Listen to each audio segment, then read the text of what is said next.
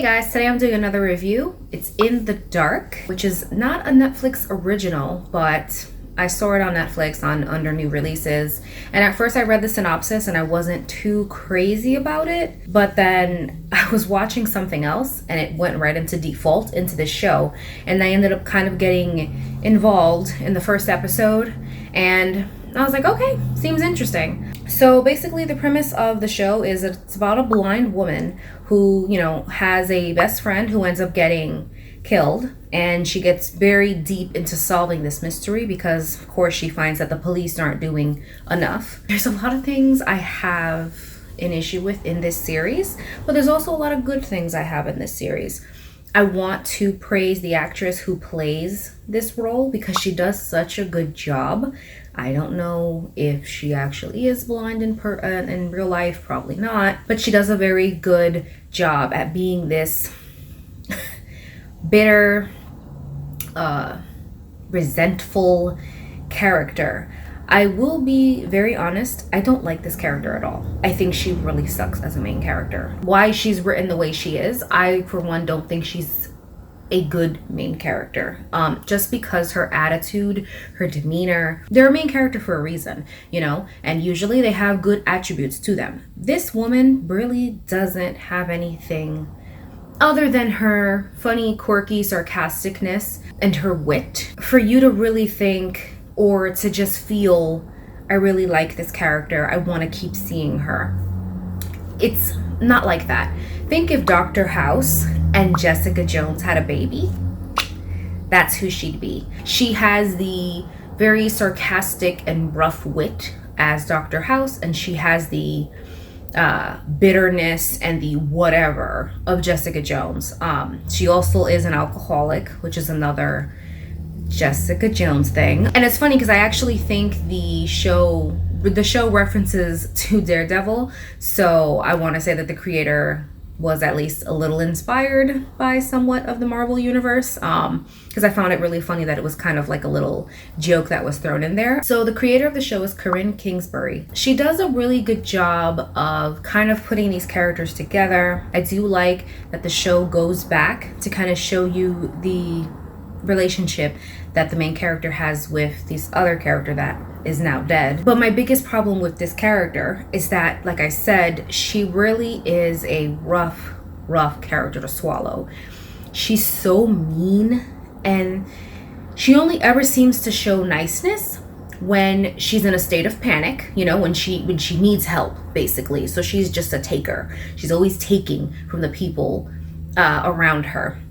And mind you, I could totally get if she was like super bitter because she was like, in reference to Jessica Jones, if she was by herself, if she was, if she was just, by herself alone, I can understand where this amount of bitterness comes from. But this character is an orphan, gets taken in by a beautiful, happy couple that loves her, wants the best for her, even their business is based on her. Finding a guard dog for her.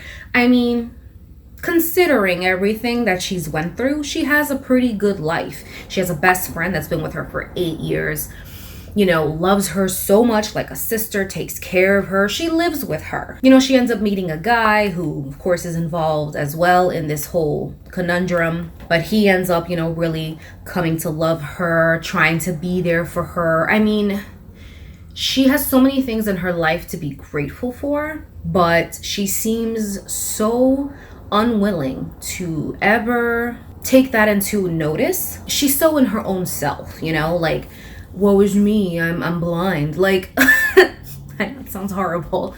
And don't get me wrong, I'm not saying that that's not a horrible thing to deal with, but at the same time, I could understand if you were by yourself dealing with this. She's not. She has such a strong support system, yet she acts as if she's by herself.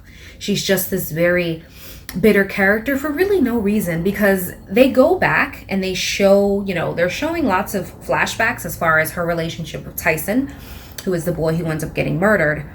But they're not going back enough to see this progression of bitterness and validate that bitterness. It's just anger for no reason. And then anything that they do give you to kind of explain her situation a little more, it just all sounds like great stuff. You know, like, not great stuff, but, you know, like the whole orphan thing, you know, like maybe give me a flashback of what it was like for her to be an orphan, you know, kind of give me a flashback of when she lost her vision. Like, give me something. But it's more like, yeah, I lost my vision when I was 14, blah, blah, blah. Let's see that struggle. Let's see something that shows me why she is the way that she is. Because it just doesn't make sense for me. And I have a hard time believing that this character can be this horrible. And her only thing that makes her this bitter is the fact that she lost her vision. It's not enough for me. I need something more compelling than that. You know, was she bullied? You know, what else did she go through? Like, it's stressful for me because the whole time you're watching the show, you're just seeing her be such a prick to everybody around her, and she continues to make horrible choices no matter how much the people around her, you know, talk to her, try to help her. Her parents are, you know, trying to help her, and she's still, she becomes super invested in this murder, which, once again, I know that that's the premise of the show, but realistically, there's no way that she would have gotten as far as she was getting. And number two, she only seems to care about him. And I don't know if it's because he saved her life and that's why she feels even more closer to him than she would even feel closer to her best friend. For me, once again, it's one of those things where it's like, it's just not enough. And then the problem is that they killed him so early in the show that you don't really, like, you get those flashbacks and you kind of understand more or less why she feels the way that she feels. I feel like the series made me a little angrier than I should have been. Just because, you know, like I said, I just can't get over how crappy this character is. And then she ends up getting involved in a relationship with this guy. He's involved in the whole drug game, which is basically what killed Tyson. And she just treats him like shit. And then there's a lot more other characters that come into play. I do like the detective. However, his character is so plain.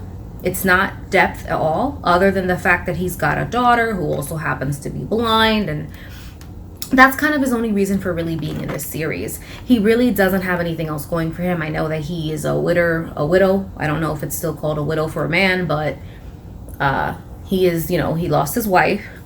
His daughter's blind.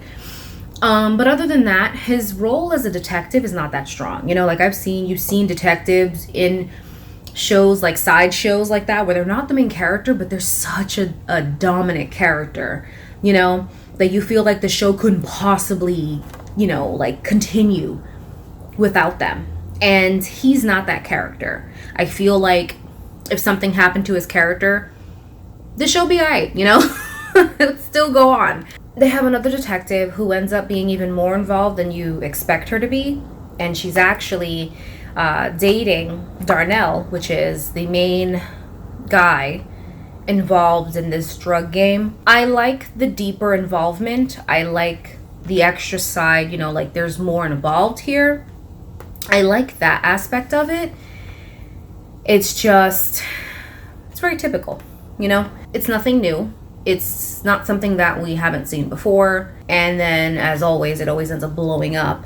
And that's not really anything new. All of a sudden, boring cop character ends up playing a bigger role when she finally comes to him and tells him, you know, this is what's happening and I need help. I don't know where to go. All of a sudden, he becomes a little more relevant and it gives him a lot more purpose. But for me, it's just not enough. Every other side character really isn't that strong for me to continue to want to watch the show and think, yeah, they got something here. It's just not. Between the crappy main character who is just garbage and everybody else around her, the show doesn't have really a strong enough basis for me to really think that it's, I would say, what I consider to be a great show. I do like her friend, Jess. She's probably one of the best characters in the show. I also do like Felix, which is funny because he came off sort of like a side character that we really weren't going to pay attention to. But all of a sudden, he kind of gets that spotlight for a bit, and you get to know a lot more about his character. And I liked that. I like those in-depth looks because it kind of helps to, you know, build on the story and kind of have these characters all together. And there's an actual story being played out. But the problem for me is it's still not a strong enough story. There's something missing. The character development between what's to be considered the main characters aren't as great as the side characters. Like, I could totally see the story being more about Jess, you know, Felix. These are characters that are well written, that are given a little bit more. But the main character, the main detective, those just aren't played out enough. Other than that, the series does a really good job of just portraying this whole scene out. You know, the shots are done really well. The actors, I had no problem with any of them. I thought they did a very good job. Love the dogs. Who doesn't love dogs? The dogs were adorable. But just as far as the show as a whole, I don't know. It's just not something that I would want to see again. Like, I'll finish it, and I'll probably give my end review as far as what I thought of it. I'm pretty sure there's going to be a second season, because right now I think I'm on the last episode, and there's no way they're going to crack it. I want to go ahead and see where this is going to go. Because also, you know, there's Naya. Naya is in jail. The main guy who's running everything, main girl who's running everything, but we really don't know much about her. All we know is that, you know, she's a drug lord. She's, you know, she's on top of her game, but we don't know much about her. What's her story? Give me a little more depth, you know? She just looks like the boss, but she has no real character to her. Every time the show shows her and she's being portrayed, she's just sitting there like this. All right. We'll get it done then. She has nothing else to her. There's no flashbacks showing her, you know, like maybe before she got busted. There's no, you know, kids maybe, you know, she maybe something on the line. Like, what makes Naya Naya? There's nothing there. But it's also like Darnell. Darnell, other than the fact that he's in love with this detective, there's nothing else to him. How did Darnell get in the game? How did Darnell get where he's getting? How did he get stuck in here? How did Tyson get stuck in this game? There's a lot of different things that just aren't, given in this story. I don't know if it's something that they're waiting to do in season 2 to kind of build on the story that they already have. But I feel like these are stories, and these are things that you do in the first season. Because in the first season, you're building. The first season, you're creating, you know, that hill that is going to eventually reach that tip. And that's where everything's going to come. But for this season, there's not enough depth. There's not enough character building. There's not enough story.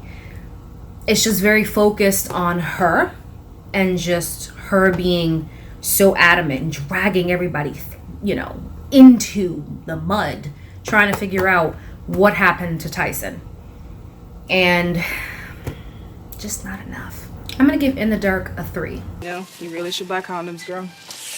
Bad for the environment. We all got to do our part, right? Thank you guys so much for watching this video. If you want to see more of my videos, of course, you can always subscribe, you can like, and please let me know in the comments what you think about this show. If you've catched it already, if you've watched it, let me know who your favorite characters are and what you're hoping to see in season 2. And I'll catch you guys in the next one. See ya.